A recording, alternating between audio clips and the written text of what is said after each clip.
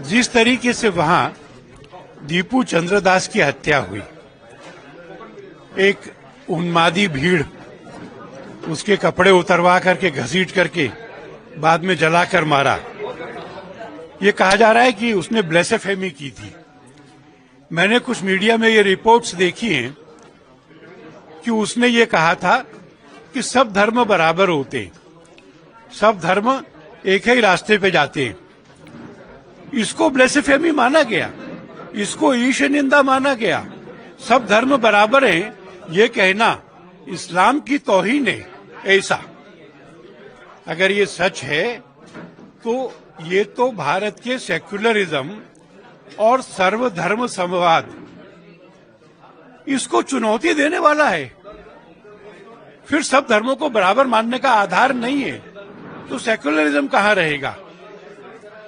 मैंने बाद के एक बयान में देखा है कि दीपू ने कोई ब्लेसेफेमस बयान दिया, ऐसा एविडेंस नहीं है।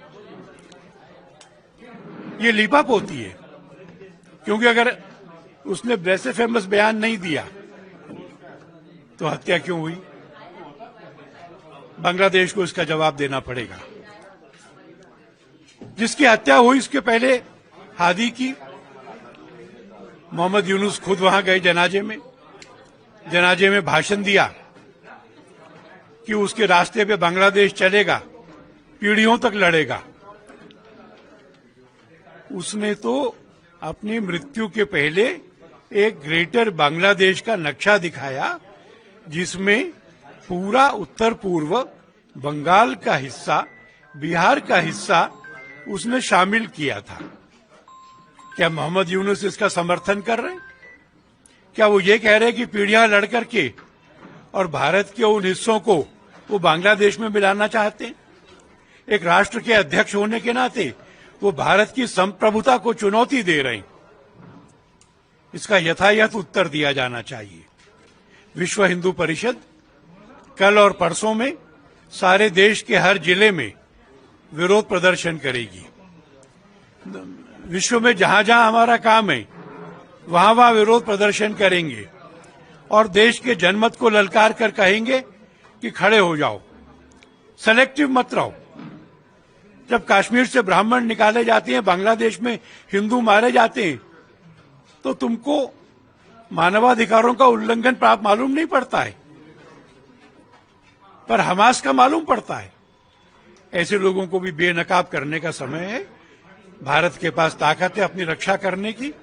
हम इस तरह की चीजों की निंदा भी करेंगे, सामना भी करेंगे। ऐसे मामलों में हमने देखा कि सरकार बड़े मजबूती के साथ सामने आती है, लेकिन इस मामले में अब तक सरकार की तरफ से क्या जवाब मिला है आपको और क्या उम्मीद करते हैं?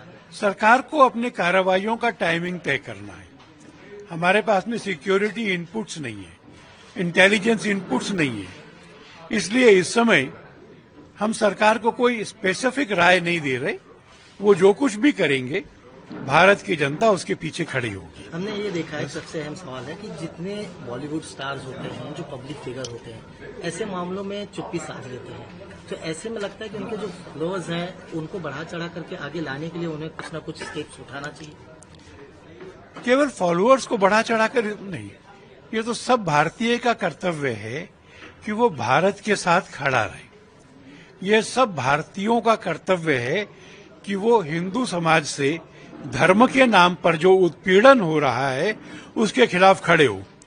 जो ऐसा खड़ा नहीं होगा, ये समझना होगा कि क्या वो भारत को प्रेम करता है और क्या उसके हृदय में कोई मानवीय संवेदनाएं बची रह गई हैं।